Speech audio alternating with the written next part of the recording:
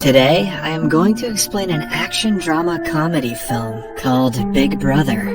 Henry has returned to Hong Kong after serving in the US military for years. Looking to start a career as a teacher, he goes to his former school, Tak Chi Secondary.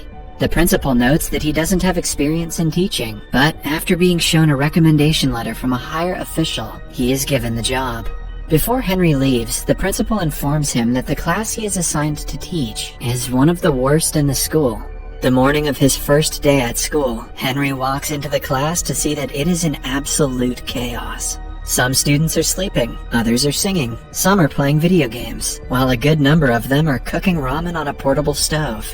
Even after the teacher walks in, they completely ignore him and continue what they are doing.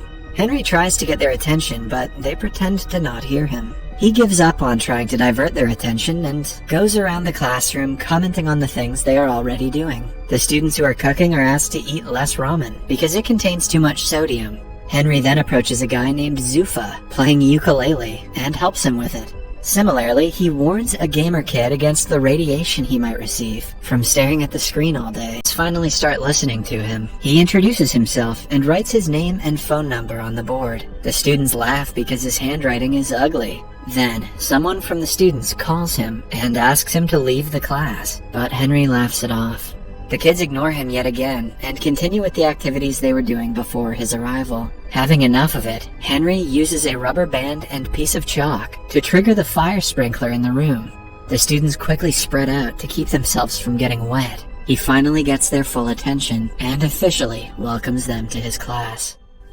Welcome to my class! After class, a group of 5 lowest-ranking students gathers in the sports supply room to smoke. The leader of the group, Jack, has a crush on an A-grade student from another class. The others find him staring at her picture and make fun of him. The group has a rivalry with the rich and spoiled kids from the school's basketball team. They enter the supply room and mock Jack, as usual, because he is poor. Later, the basketball team is practicing, while Jack and the group watch them from nearby. Jack drops a bottle on the court, which causes the team leader to fall. The group laughs, but is given detention by the school's English teacher, Miss Liang. To avoid detention, they play a prank on her and run away when she is busy cleaning her desk. Elsewhere, the school's principal is distressed because the education board is planning to deduct 20% of their annual funding. The people from the board come to take a tour of the school to inspect where the funds are being used. At the same time, Henry enters the classroom where the students have set up a bucket of water to prank him. But his reflexes work faster than the falling bucket, and he is able to push it away. The students who had been waiting to make fun of him are left shocked. Henry asks for Jack's packet of cigarettes, knowing that he smokes. Jack simply hands him the pack, curious as to what he is about to do. Then, Henry asks Zufa to name the 3 ingredients that are in a cigarette. When he answers the question correctly, he is allowed to skip class for the day. Everyone starts to bang on their desks, demanding that they should get to skip class as well. When they stop, he hands them all a cigarette and asks them to analyze it. Henry knows that if he simply mentions the effect it has on their health, they won't take it seriously. So, instead, he asks them about the outcomes of smoking cigarettes and explains how tar forms in their lungs. For the first time, they pay attention to the teacher and are actually interested in learning. After the bell rings, he asks them to return the cigarettes, and the students reluctantly agree. That day, in the cafeteria, the captain of the basketball team makes one of Jack's friends, Bruce, trip on his leg. This gives rise to an argument between the groups, which soon turns into a fight. They throw food and tables at each other, destroying the place. Later, Henry is informed that 5 students from his class have been temporarily suspended for starting the fight.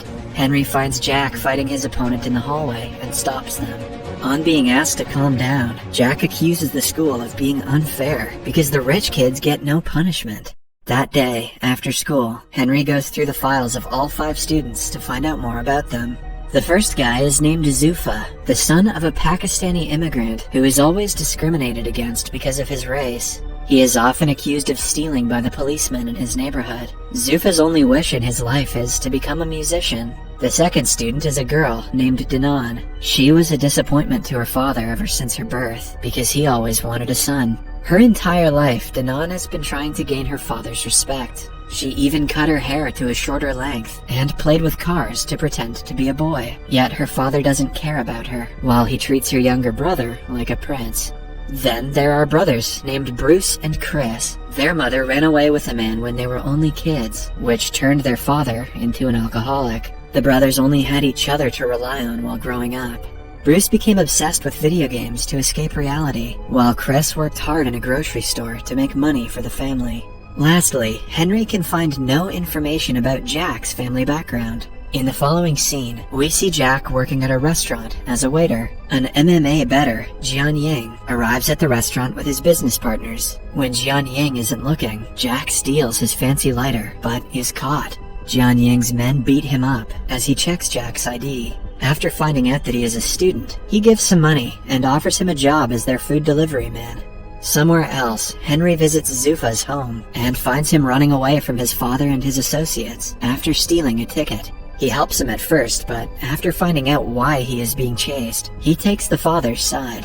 Then, he and Zuffa come to hang out at a bridge. To motivate Zuffa into doing whatever he wants, Henry sings with a band performing in the streets. Seconds later, Zuffa joins him and sings in front of people for the first time since being bullied at school years ago. Meanwhile, Bruce and Chris's father comes home late, like always, and orders them to bring him a beer from the store. When the brothers refuse, he yells at them to get out of his house. The next day, Henry meets with their father and convinces him to go to rehab for his son's well-being.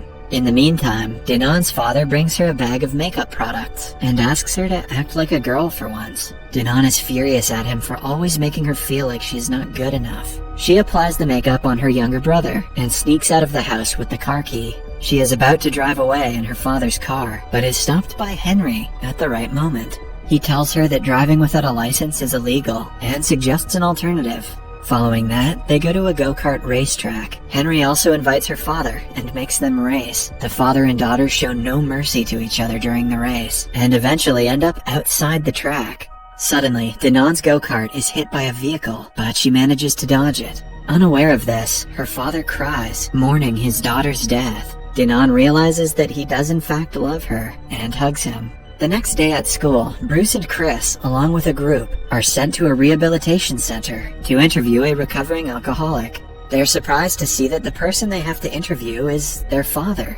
The students ask him how he started to drink. The man answers that he loved his wife dearly, but she left him at the lowest point of his life. Hence, he started to drink and forgot that he had 2 kids to take care of. The man doesn't reveal that Bruce and Chris are his sons, but apologizes to them. By the end of it, the brothers are left crying.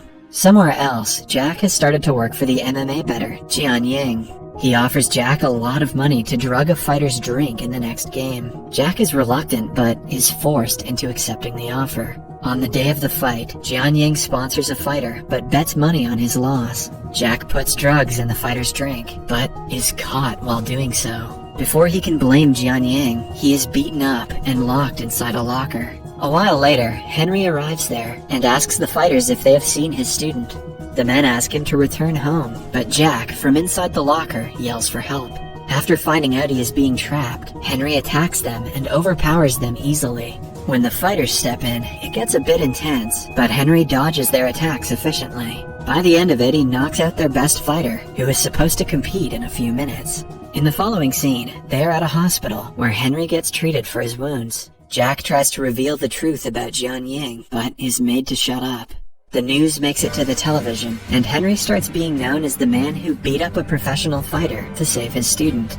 His popularity in school grows, and the students start to respect him. They even get up to welcome him to the class, in contrast to how they were earlier. A flashback shows us that Henry used to be a prankster when he was in school. He even threw water balloons at a student who was playing piano for the parents in an event. Later, he fought the same student and broke his hand. He was suspended for the fight, after which he had to fly to the States. Starting that day, the students pay attention when Henry teaches in class and study hard for the upcoming college entrance test. Everyone is doing great, except Bruce, who has grown addicted to pills. It turns out that while Charlie turned to video games to avoid his family's problem, Bruce started doing drugs. Because he is unfocused, he does very badly in the mock entrance test.